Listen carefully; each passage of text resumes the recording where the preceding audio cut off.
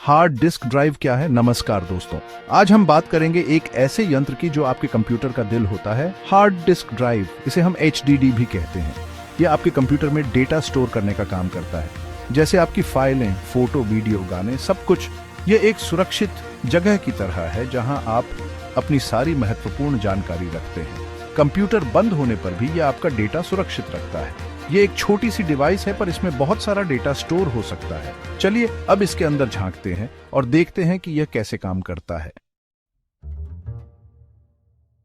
Hard disk के अंदर का नजारा। HDD के अंदर कई महत्वपूर्ण भाग होते हैं। सबसे पहले आते हैं प्लैटर्स।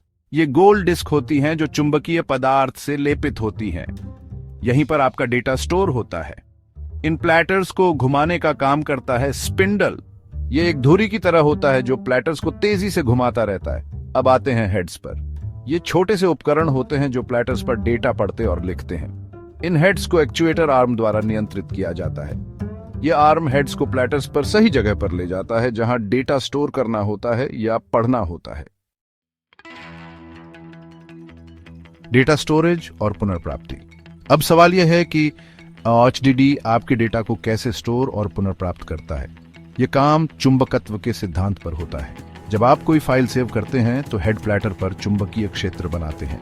ये चुंबकीय क्षेत्र आपके डेटा को दर्शाते हैं। जब आप उस फाइल को दोबारा खोलते हैं तो हेड इन चुंबकीय क्षेत्रों को पढ़ते हैं और आपके डेटा को वापस कंप्यूटर में भेज देते हैं। ये प्रक्रिया बहुत ही तेज गति से होती है, इसलिए आपको अपनी फाइलें खोलने या सेव करने में ज्यादा इंतजार नहीं करना पड़ता है।